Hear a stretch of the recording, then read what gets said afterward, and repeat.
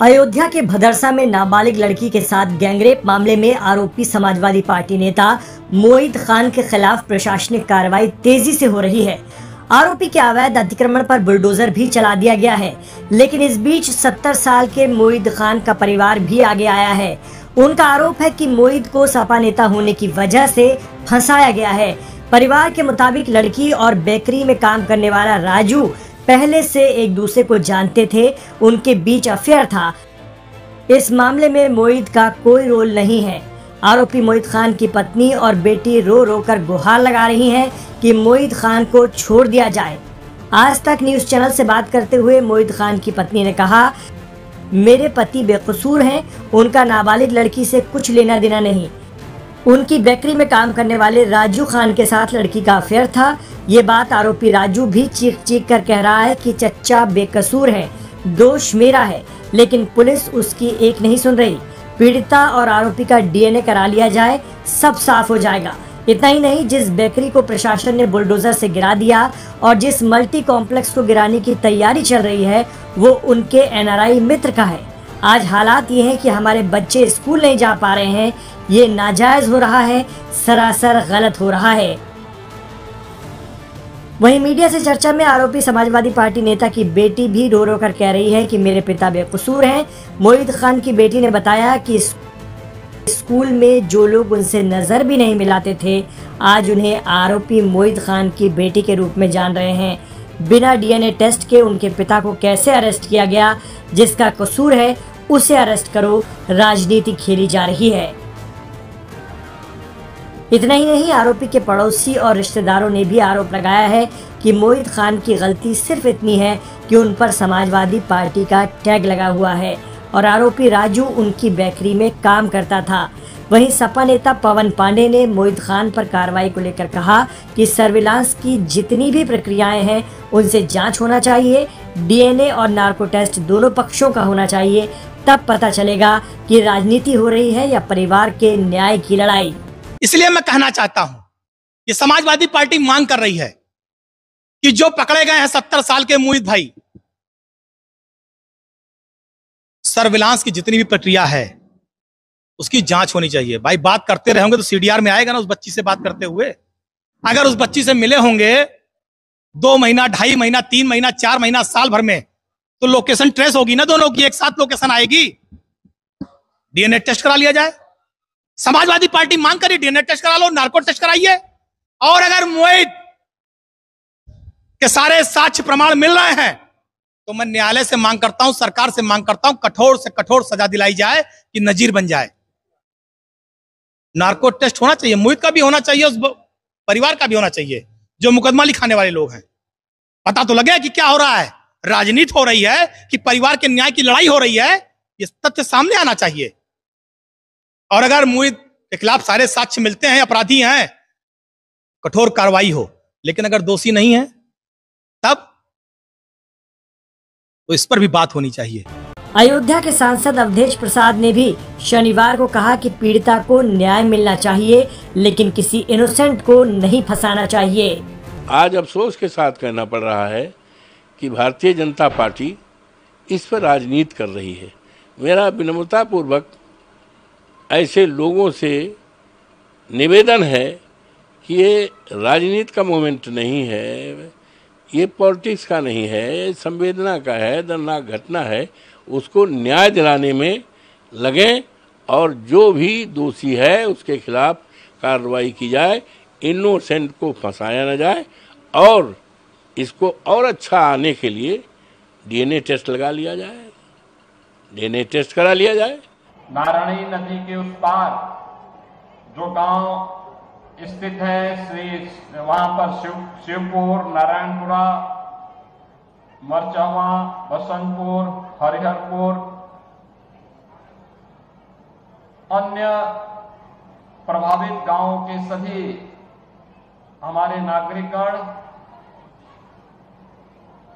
उपस्थित सभी बहनों और भाइयों, आज मुझे भैंसाहा चितौना तटबंध पर बाढ़ बचाव के लिए किए गए उपायों का निरीक्षण करने का अवसर प्राप्त हुआ है। प्रदेश में पिछले 7 वर्ष के अंदर समय पर बाढ़ बचाव के उपाय प्रारंभ करने का परिणाम है कि बड़े पैमाने पर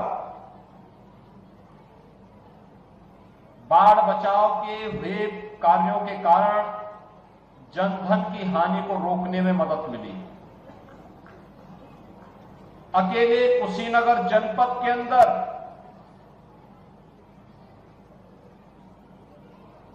नारायणी और गंडक नदी, अन्य सहायक नदियों पर भी बाढ़ बचाव के जो उपाय हुए हैं, इन पर लगभग 600 करोड़ रुपए खर्च करके पिछले 7 वर्ष के अंदर बाढ़ बचाव के प्रभावी उपाय किए गए, जिससे न केवल हजारों हेक्टेयर भूमि को बाढ़ से बचाव करने में मदद मिली, अपितु 3 लाख से अधिक आबादी को बाढ़ से बचाने में भी मदद मिली। और आज इसी का परिणाम है कि न केवल हम लोग यहां पर सुरक्षित हैं, निश्चिंत हैं, बल्कि प्रदेश के अन्य जनपदों में भी इस पर कार्य हुआ है।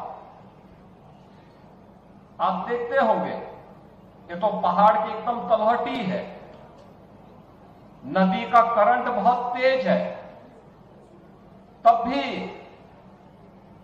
यहां पर बाढ़ बचाव से काफी राहत होती है। याद करिए, आज से 7 वर्ष पहले यहां पर भैंसा छितौनी तटबंध को लेकर के, नारायणी नदी में बाढ़ बचाव के कार्यों को लेकर के सिंचाई विभाग के जो अभियंता कार्य करते थे,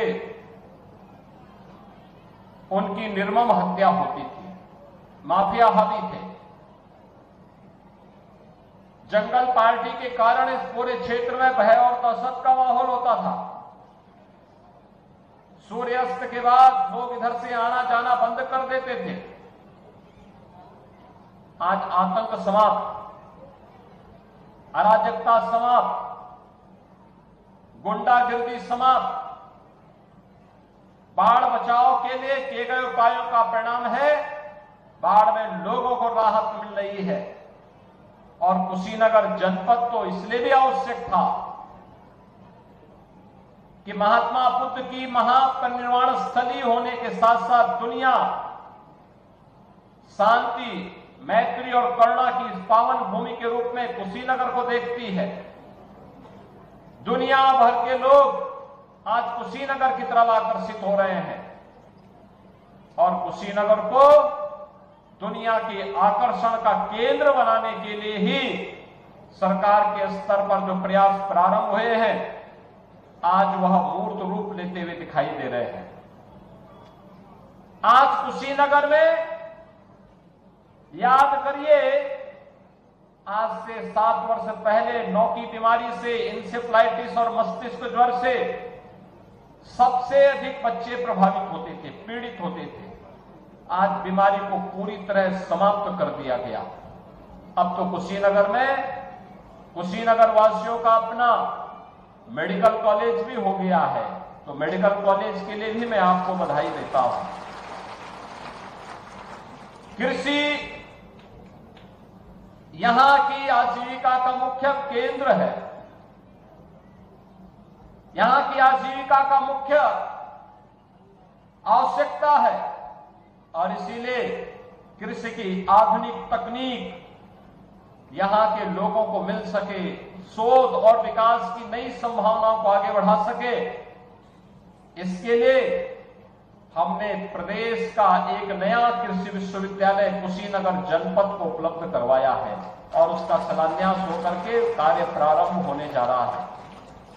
दुनिया भर के लोग यहां आ सके और यहां के लोग भी देश और दुनिया में जा सके, इसके लिए यहां पे एक इंटरनेशनल एयरपोर्ट का निर्माण भी कुशीनगर में कर दिया गया है। कुशीनगर की सड़कें याद करिए, इससे पहले कैसी थी, क्या हाल हुआ करते थे। पता ही नहीं लगता था कि सड़क है या गड्ढा है, सड़क में गड्ढा है या गड्ढे में सड़क है, पता ही नहीं लगता था। आज आपके यहां सड़क कितनी चमचमाती हुई सड़कें सभी ओर से जोड़ती हुई दिखाई देती है। ये विकास कि उन मानकों की ओर हमारा ध्यान आकर्षित करती है जो यहां की आवश्यकता थी। और इसीलिए लगभग 600 करोड़ रुपए की बाढ़ बचाव के कार्य आज दिखाई देते हैं। बोल्डर से पिचिंग होती है, बाकायदा यहां पर कटाव निरोधक ऐसे उपाय किए जाते हैं जिसके कारण यहां के लोगों को छितौनी तटबंध के से ग्राम भैंसा तक निर्मित जो स्पर है उनको बचाव करने से इस क्षेत्र में अकेले 83 गांवों की 1,16,000 से अधिक आबादी और लगभग 20,000 हेक्टेयर भूमि कृषि भूमि सुरक्षित हुई है। और इससे हमें बाढ़ बचाव के साथ इसका लाभ भी प्राप्त हुआ है।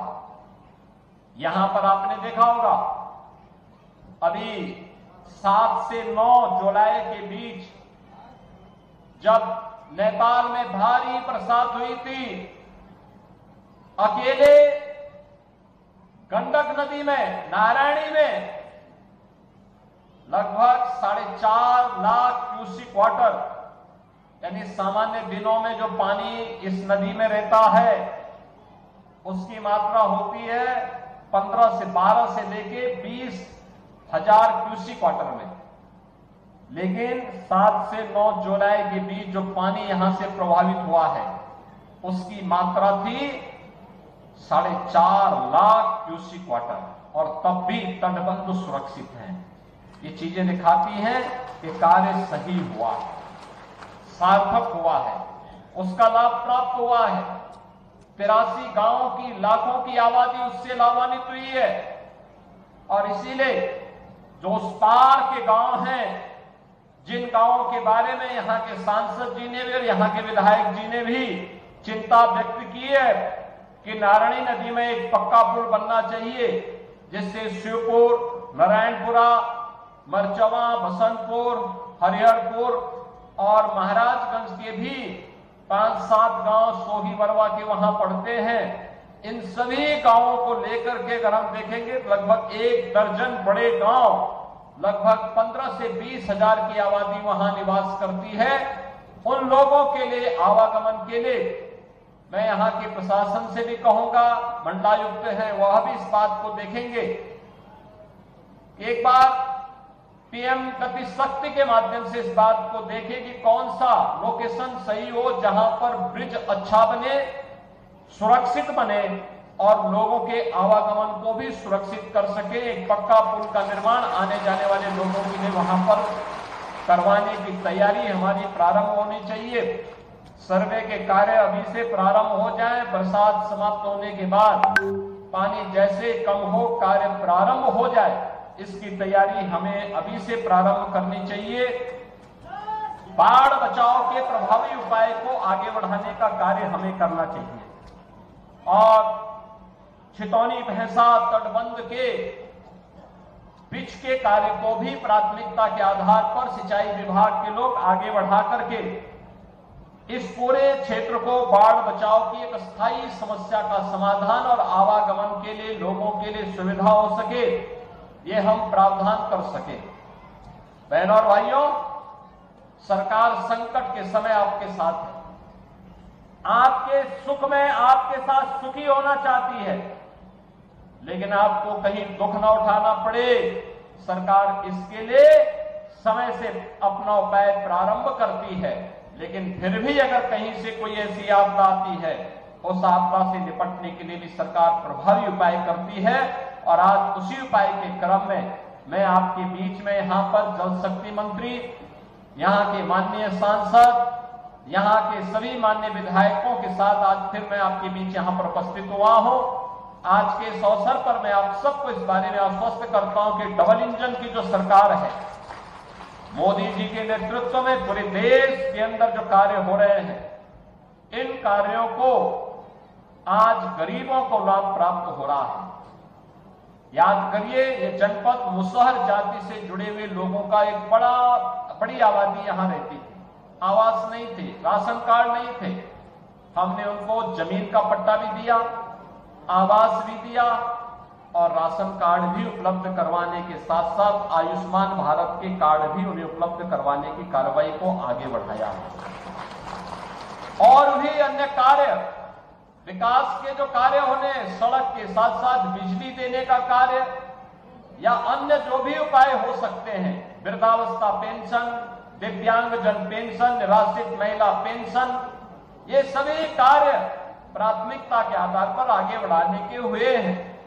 और मैं आज के इस अवसर पर आपको इस बात के लिए आश्वस्त करूंगा, आने वाले समय में कहीं कोई परेशानी न हो, इसके लिए हम लोग आपकी समस्या के समाधान के लिए, जनपद के विकास के लिए, गांव, गरीब, किसान और नौजवान के साथ ये डबल इंजन की सरकार खड़ी होकर के आपके हितों का समर्थन करेगी। आज के इस अवसर पर मैं आप सबको एक बार फिर से बाढ़ से पीड़ित लोगों के प्रति अपनी संवेदना व्यक्त करता हूं, उन्हें आश्वस्त करता हूं, सरकार आपके साथ खड़ी है। हमारे सांसद, हमारे विधायक, हमारा प्रशासन, सिंचाई विभाग के लोग आपके साथ खड़े होकर के आपको हर संभव मदद करेंगे और जिस भी प्रकार के सहयोग की आवश्यकता होगी आपको सरकार की पूरी मदद मिलेगी। आपके प्रति मेरी पूरी संवेदना है।